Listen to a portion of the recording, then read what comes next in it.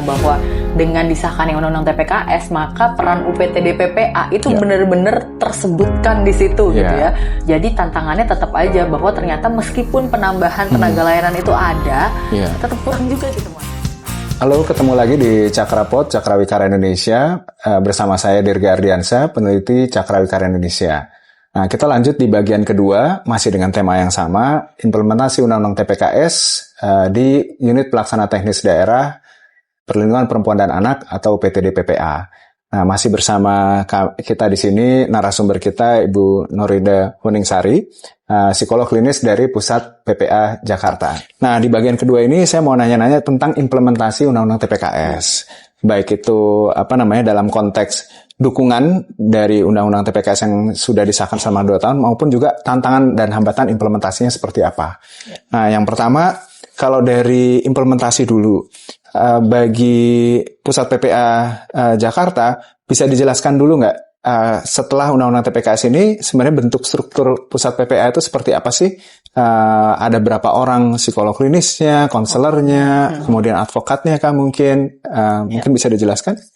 Ya, mungkin salah satu hal yang cukup berpengaruh gitu ya bagi kami Pusat PPA Jakarta atau mungkin UPT-DPPA di seluruh Indonesia ini adalah bahwa dengan disahkannya Undang-Undang TPKS maka peran UPT-DPPA itu benar-benar tersebutkan di situ gitu ya. Jadi kami tuh kayak mendapatkan mandat oleh negara gitu ya untuk kemudian menyelenggarakan berbagai upaya dalam penanganan kasus kekerasan seksual gitu. Nah, yang kemudian ini juga diturunkan kembali peraturan perundang-undangan ini dalam bentuk Perpres gitu ya nomor 55 tahun 2024 gitu mengenai ya itu tugas fungsi UPT-DPPA yang mana tadinya peran UPT-DPPA itu ada 6 Mas. Sekarang ada 11. Saya sampai nggak hafal gitu ya 11 ini. Tapi kurang lebih mulai dari aspek pemenuhan haknya, kemudian memfasilitasi layanan medis, memfasilitasi kemudian dukungan psikososial, menyediakan layanan hukum gitu ya, kemudian juga bekerja sama dengan berbagai pihak, memfasilitasi korban dengan disabilitas gitu. Jadi banyak sekali yang kemudian juga memantau gitu ya, memantau aspek penegakan hukumnya gitu. Jadi perannya menjadi sangat banyak gitu ya. Meskipun kalau orang-orang bilangnya ya kan itu hanya mendetailkan 6 fungsi yang sebelumnya, ya betul. Tapi kan karena udah dikliarkan jadinya nggak bisa berklik gitu ya Mas. Ini harus disediakan gitu. Nah, dalam upaya melakukan fungsinya sebenarnya ini sebenarnya sudah berjalan lama sih Mas. Kalau di kami di Pusat PPA Jakarta itu kita ada berbagai layanan gitu. Yang pertama layanan penerimaan pengaduan. Ini terdiri dari call center yang mana tugasnya ini memang menerima pengaduan di awal gitu ya.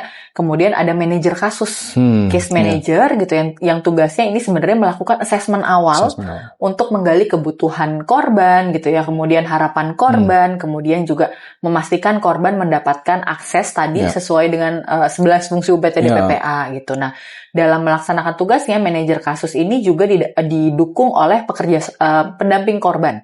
Pendamping korban ini yang punya tugas kemudian mendampingi Mas. Misalnya tadi kan kita memfasilitasi akses layanan kesehatan. Tentu butuh pendampingan Mas gitu ketika korban mengakses itu. Nah, itu didampingi oleh pendamping korban. Manajer kasus dan pendamping korban ini latar belakangnya Peksos, pekerja sosial, social workers gitu. Jadi mereka memang berkaitan dengan proses assessment, manajemen kasus itu mereka memang sudah terbiasa gitu lah untuk melakukan hal itu. Kemudian di kami juga ada layanan psikologi. Layanan psikologi ini dilakukan oleh psikolog klinis. Ini tadi yang saya sebutkan kalau di Jakarta ada 12 orang. Kemudian ada konselor. Ini kami ada 40 Mas. Jadi ada 35 di pos pengaduan, 5 di kantor pusat gitu ya. Kemudian ada advokat gitu ya. Ada juga paralegal gitu. Bahkan kami punya layanan namanya unit reaksi cepat gitu yang terdiri dari paralegal dan pendamping korban yang tugasnya melakukan penjangkauan dan menangani kasus di luar jam kerja. Gitu. Jadi kan tadi kalau yang tadi saya sebutkan tuh kebanyakan memang bekerjanya di jam kerja Senin sampai Jumat gitu ya.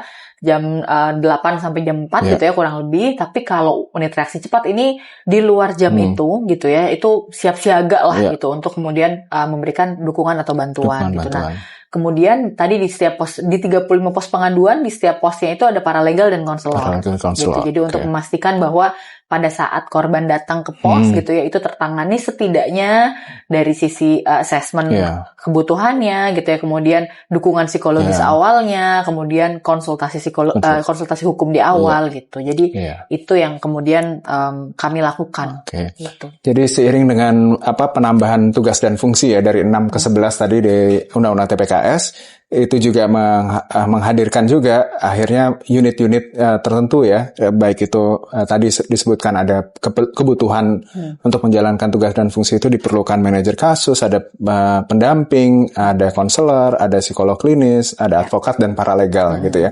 Tapi yang menarik tadi juga disebutkan, jadi kalau misalnya di 35 pos pengaduan tadi justru sudah ada konselornya, ada advokatnya, ada paralegalnya. Nah, ini menarik karena mungkin ini kendalanya adalah di beberapa wilayah belum seperti Jakarta ya.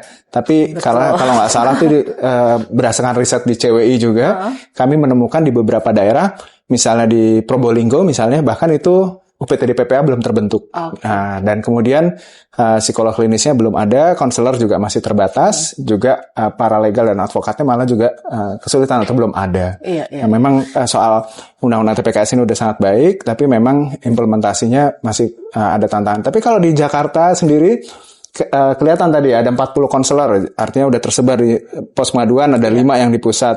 Kalau dari tantangan dan hambatannya sendiri, dari secara struktur dukungan untuk menjalankan 11 tugas dan fungsi tadi, adakah Mbak Norida? Ya sebenarnya ini masih same old problem sih Mas gitu ya. Kayak tadi sebenarnya kan kalau untuk layanan-layanan tadi kan sebenarnya dari dulu juga kami udah ada gitu, cuma ada penambahan jumlah kalau untuk setelah Undang-Undang TPKS gitu ya. Karena kalau kita berbicara mengenai penanganan kekerasan seksual, kita kan nggak cuma berbicara mengenai kuantitas ya. Maksudnya ya udah yang penting tertangani, diterima pengaduannya ya sudah gitu kan, bukan cuma soal itu, tapi soal kualitas juga gitu, soal kualitas layanannya, bagaimana kemudian kita bisa melakukan layanan sesuai dengan kebutuhan gitu. Dan seringkali kalau kita berbicara korban kekerasan seksual itu kan kita berbicara dampak yang tidak hanya jangka pendek tapi juga jangka panjang gitu ya. Kebutuhan penanganannya itu nggak cuma short term tapi juga long term gitu ya. Sementara kasus terus masih berdatangan, jadi secara jumlah kami tetap ngos-ngosan gitu Mas. Kemudian yang selanjutnya juga berkaitan dengan implementasi, masih sama juga kaitannya dengan koordinasi dengan pihak eksternal. Gitu, kayak tadi saya sebutkan bahwa salah satu fungsi UPTD PPA itu kan memfasilitasi gitu ya layanan kesehatan bagi korban kekerasan. Gitu, artinya kalau kami memfasilitasi, pemberinya bukan kami, gitu. Artinya kita perlu mengakseskan kepada layanan-layanan terkait gitu. Tapi ya namanya juga melibatkan pihak eksternal gitu. Pasti ada aja tuh masalah komunikasi gitu ya. Dan kan kita juga, ini agak prihatin juga nih, kan korban kekerasan itu tidak ditanggung BPJS ya Mas. Jadinya bersyukurlah karena sekali lagi, karena kalau di Pemprov DKI Jakarta itu tadi kita ada jam kesjak, jaminan kesehatan daerah gitu ya, yang mana itu mengakomodir korban kekerasan ketika memang mengalami dampak-dampak secara medis akibat kekerasan, maka akan di-cover gitulah sama pemerintah gitu. Tapi tetap aja ada tuh hambatan dan kendalanya. Belum lagi kalau kita berbicara mengenai upaya penegakan hukum gitu ya, masih ada juga aparat penegak hukum yang mungkin belum menggunakan Undang-Undang TPKS nih Mas sebagai cantolan gitu ya, sehingga berpatokannya masih saksi bukti minimal berapa gitu ya. Itu kan jadi itu ya dampaknya jadi akhirnya berkaitan dengan proses bukti dan saksinya gitu. Kemudian juga yang lain sih Mas, pemenuhan hak yang lain, terutama kalau misalnya kita berbicara pemberdayaan, misalnya pemberdayaan sosial, pemberdayaan ekonomi, itu juga belum sepenuhnya bisa diakomodir gitu. Jadi hambatan dan kendala ada, kami berusaha untuk kemudian berkomunikasi dengan berbagai pihak gitu, karena kami menyadari bahwa penanganan kekerasan itu nggak bisa sendiri Mas. Jadi harus bersama-sama. Iya, ini memang ada catatan penting nih dari tantangan hambatan. Meski udah ada undang TPKS, fungsi juga bertambah. Pusat PPA Jakarta menggarisbawahi soal bagaimana sebenarnya tenaga atau SDM sudah cukup banyak secara kuantitas, tapi juga memang kasusnya juga meningkat ya tadi, sehingga memang tidak ada istilah kata cukup gitu ya untuk kemudian menangani dalam proses pelaporan dan penanganan. Termasuk juga tadi di soal kerjasama multi pihak, tadi menarik juga untuk mengatakan bahwa ya ada koordinasi justru kebutuhan-kebutuhan dari pelaporan, baik itu ke tenaga kesehatan gitu ya, ke aparat penegak hukum, dan itu kadang membutuhkan koordinasi yang menjadi tantangan tersendiri gitu ya. Betul. Nah, yang menarik juga tadi disebutkan ya aparat penegak hukum gitu ya, masih selalu mengacu ke undang-undang, bukan TPKS, mungkin ke KUHP gitu ya. Nah, ini kan soal perspektif ya, Mbak Noridana. Nah, kira-kira kalau gimana nih tantangan soal perspektif di APH ini kan, apakah kalau di pusat PPA sendiri sudah mendapatkan katakanlah kayak semacam sosialisasi gitu ya tentang undang-undang TPKS dan implementasinya, mulai dari semangatnya, soal keberpihakannya yang memang beda banget ya sama dengan undang-undang yang saat ini hadir ini dengan yang sebelumnya. Nah, kalau pengalaman di pusat PPA sendiri untuk penyamaan perspektif untuk soal keberpihakan, sosialisasi pernah ada kah atau bagaimana? Ya, jadi sebenarnya juga soal perspektif ini juga di lembaga kami pasti ngalamin juga Mas, dengan banyaknya tenaga layanan gitu ya. Pasti kan juga banyak yang juga perlu mengembangkan perspektif yang berpihak pada korban gitu. Jadi kami tuh sebenarnya setiap awal tahun biasanya ada semacam orientasi gitu. Jadi kayak orientasi awal tahun di mana petugas-petugas layanan itu akan mendapatkan materi-materi edukasi gitu ya mengenai hal-hal yang kaitan dengan gender dan kekerasan gitu. Jadi setiap awal tahun itu akan dibahas gitu. Kemudian ada refreshment juga, biasanya diskusi di internal layanan-layanannya gitu ya.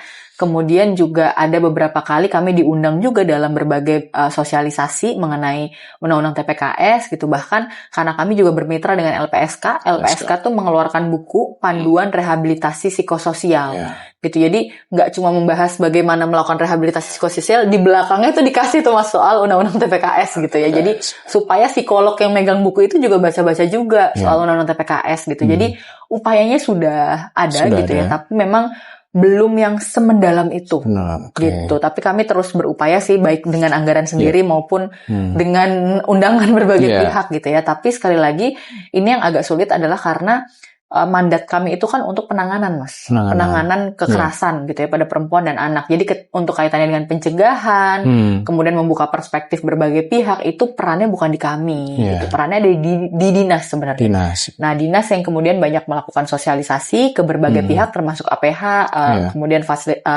tenaga kesehatan gitu ya, ke pendidik itu kan juga perlu ya. Itu juga dilakukan. Kemudian dinas tuh juga punya namanya pusat pelatihan dan pengembangan yang tugasnya memang menyelenggarakan pelatihan-pelatihan. Salah satunya mengenai kekerasan gitu. Berarti pelatihan dan sosialisasi sebenarnya kalau di pusat PPA sudah cukup banyak, cukup baik ya. Tapi memang masih ada kendala, apalagi kalau tadi ya bekerja sama atau berkoordinasi dengan pihak eksternal gitu ya. Pernah ada pengalaman mungkin kesulitan-kesulitan ketika misalnya memang tidak sama gitu rujukannya atau perspektifnya berbeda, ada permintaan dari pihak misalnya aparat penegak hukum yang mungkin ada. Mungkin ini yang kaitannya dengan terminasi kandungan atau aborsi pada korban kekerasan seksual kali ya Mas. Ini kan isunya sendiri di masyarakat kita kan ini masih sangat sensitif gitu ya. Banyak yang pro dan kontra lah ya mengenai ini gitu. Meskipun secara peraturan perundang-undangan ada PP-nya juga sebenarnya mengatur bahwa terminasi kandungan bagi korban kekerasan seksual itu kan diperbolehkan gitu ya sebenarnya. Tapi nyatanya gitu ya, dalam prakteknya ini banyak yang kemudian masih menghadapi kesulitan Mas gitu. Misalnya dari APH-nya ya ini kan nantinya barang bukti gitu ya, karena bayi itu kan barang bukti tuh untuk tes DNA dan lain-lain gitu ya. Atau misalnya kalau nanti dilakukan aborsi, dibilangnya nanti melanggar undang-undang perlindungan anak, karena kan definisi anak sejak dalam kandungan. Jadi ketika dia determinasi berarti melakukan kekerasan gitu. Itu masih banyak tuh yang berbeda. Belum lagi kalau kita berbicara dengan tenaga kesehatan gitu ya, banyak juga yang ternyata punya value-value dan nilai-nilai sehingga tidak mendukung itu gitu. Jadi ini yang paling sering terjadi gitu, meskipun kita melihat bahwa itu adalah bagian dari hak korban akan kesehatan reproduksi gitu ya. Dan sekali lagi kita juga bukannya yang mendukung nggak mendukung gitu ya Mas, tapi kita memberitahukan bahwa korban punya hak dan mengakseskan dia pada hak tersebut gitu. Itu kan kewajiban kami gitu. Tapi ternyata dalam prosesnya itu banyak sekali hambatan dan kendalanya gitu. Apalagi sekarang kan udah ada tuh Mas PP-nya ya. PP-nya ya betul. Dan ini juga gonjang-ganjing gitu ya di dunia persilatan. Ini juga makin ini kayaknya perlu diskusi tersendiri gitu membahas ini. Betul. menarik memang ya, di PP itu memang itu adalah hak korban. Jadi justru kita memperkenalkan, memastikan hak itu memang diketahui oleh korban. Tapi memang perbedaan perspektif, ada pengaruh budaya, agama, dan segala macam yang membuat mungkin di pihak-pihak layanan kesehatan maupun juga APH masih jadi pro dan kontra ya. Tapi yang menarik justru juga justru saya meng-highlight, mungkin menggarisbawahi soal perlindungan justru kepada layanan tenaga layanan kesehatan maupun juga di pusat PPA sendiri, tenaga pendamping dan lain sebagainya, untuk nggak rentan dikriminalisasi nih, misalnya soal ini ya, bahwa sebenarnya kan adalah sesuatu yang ingin memastikan korban mendapatkan haknya, termasuk tadi juga soal aborsi, tapi juga mungkin banyak orang khawatir kalau nggak ada perlindungan hukum ya. Betul, itu salah satu hambatan yang saya temui di tahun 2019 kan sebenarnya PP-nya sendiri kan udah keluar dari 2016 ya Mas ya, kalau nggak salah ya. Kemudian 2019 saya pernah menemukan tuh kasus yang kemudian perlu untuk mengakseskan itu karena berbagai faktor psikososial dan kerentanannya gitu ya. Tapi ternyata waktu itu saya senang juga sih, karena tenaga kesehatannya juga dengan fair bilang bahwa perlindungan hukum untuk kami belum ada gitu. Jadi itu yang kemudian menghambat juga gitu. Dan kami pun juga sebenarnya masalah biaya juga jadi kendala tuh Mas. Misalnya ada nih salah satu rumah sakit yang dia sudah bisa Mas, dia sudah punya mekanisme dan tata laksana untuk terminasi kandungan bagi korban kekerasan seksual gitu. Kendalanya di biaya gitu, karena sekali lagi tidak ditanggung BPJS kan gitu. Terus kayak kalau korbannya menengah ke bawah ekonominya gitu ya, maka sulit juga kan untuk mengakses gitu. Nah ini biaya jadi kendala. Beruntung karena kami juga berusaha mengakseskan korban pada berbagai pihak, salah satunya Lembaga Perlindungan Saksi dan Korban gitu ya, LPSK, yang juga kemudian memfasilitasi gitu ya untuk layanan medis misalnya gitu. Jadi kami bisa komunikasikan kepada berbagai pihak gitu. Nah, upaya perlindungannya sebenarnya justru saya melihat LPSK ini punya peran yang sangat besar gitu. Tapi kayaknya mungkin perlu undang LPSK tuh Mas. Sesi tersendiri juga gitu ya. Saya juga nggak berani kan ngomong dari sudut pandang itu. Tapi kami bermitra dengan berbagai pihak yang juga berkomitmen untuk mengimplementasikan undang-undang TPKS gitu. Jadi hambatannya ada, kadang-kadang terselesaikan, banyak juga yang tidak gitu ya. Tapi setidaknya kami tahu bahwa kami nggak sendiri gitu sih, tapi bermitra dengan berbagai pihak. Jadi tadi saya justru mau catat dulu soal kebutuhan untuk mengakses layanan kesehatan, termasuk dukungan pembiayaan ya.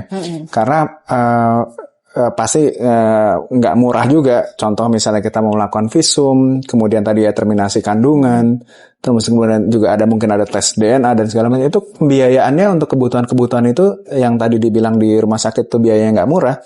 Itu mana sih yang sebenarnya didukung oleh pusat PPA dan mungkin juga yang kemudian tidak di cover? Apakah memang dia mengacu ke BPJS tadi atau bagaimana? Jadi mungkin yang mendukung bukan pusat PPA gitu, tapi Pemprov DKI Jakarta gitu. Jadi Pemprov DKI Jakarta ini sudah punya pergub juga Mas, berkaitan dengan fasilitas dan pembiayaan layanan kesehatan bagi korban kekerasan pada perempuan dan anak gitu. Nah, kalau di lingkungan Pemprov DKI Jakarta ini sudah di cover tuh Mas, soal visum et repertum gitu ya, kemudian juga beberapa layanan-layanan medis yang berkaitan dengan upaya penegakan hukum itu sudah di cover melalui tadi jam kesjak gitu, itu sudah di cover.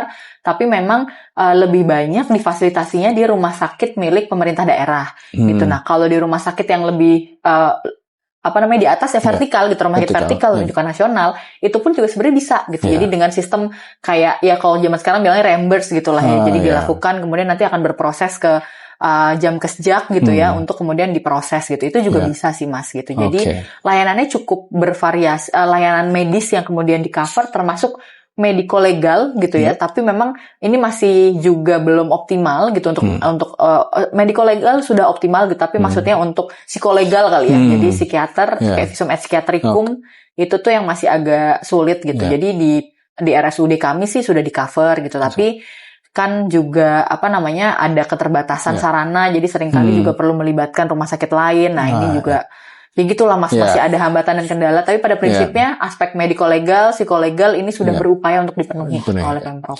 Iya, kebayang nih kalau di pusat PPA aja masih banyak kendala dan tantangan ya untuk dukungan pendanaan, juga akses ke layanan kesehatan di soal kapasitas ya, layanan kesehatan di daerah. Pasti di daerah tantangannya juga lebih sulit lagi gitu. Ya, saya nggak kebayang. Kalau cerita sama teman-teman psikolog di PPA lain gitu ya, kayak ya gitulah, maksudnya soal kesejahteraan mereka juga masih masih kesulitan gitu ya. Terus juga hambatan kendala dan lain sebagainya itu juga kayak misalnya standar layanan gitu ya, SOP, panduan itu beberapa memang belum punya Mas gitu. Nah kami bersyukur sekali nih karena kami mungkin karena tenaga ahlinya juga ada, kami Mas ada tenaga ahli pemenuhan hak korban gitu, ada tenaga ahli psikolog klinis gitu. Jadi kita membangun juga mekanisme penanganan, panduan, terus kami juga bermitra dengan berbagai pihak gitu untuk penguatan mekanisme dan tata kelola gitu. Jadi kami bersyukur sih sumber dayanya banyak kalau di Jakarta. Banyak ya. Dan juga nggak kalah penting tadi yang disampaikan oleh Mbak Nurida bahwa komitmen pemerintah daerah justru melalui kepala daerahnya itu juga terbukti dari hasil riset Cakrawikara Indonesia juga UPTD PPA, dukungan, komitmen anggaran, dukungan kebijakan itu memang dari kepala daerahnya yang paling penting, termasuk juga tadi karena ada beberapa cover pembiayaan justru karena kebijakan di Pemprov Jakartanya ya, kira-kira gitu. Nah, terima kasih banyak Bu Nurida untuk penjelasan di bagian kedua ini. Teman-teman semua, kita sudah menyaksikan bagian kedua tadi ya, diskusi dengan Mbak Nurida Weningsari dari Pusat PPA Jakarta. Kita udah banyak sekali dapat informasi tentang berbagai layanan dan bagaimana implementasi Undang-Undang TPKS di Pusat PPA Jakarta. Jadi jangan lupa untuk memastikan bahwa informasi yang kita dapatkan dari diskusi hari ini mungkin bisa dicatat ketika ada proses pelaporan, kemudian dari teman-teman yang mengalami kasus kekerasan seksual, mendengar, melihat, kemudian ingin mendampingi, pastikan ada di beberapa pos pengaduan, tadi sudah disebutkan juga, dan beragam bentuk layanan yang disediakan oleh Pusat PPA Jakarta.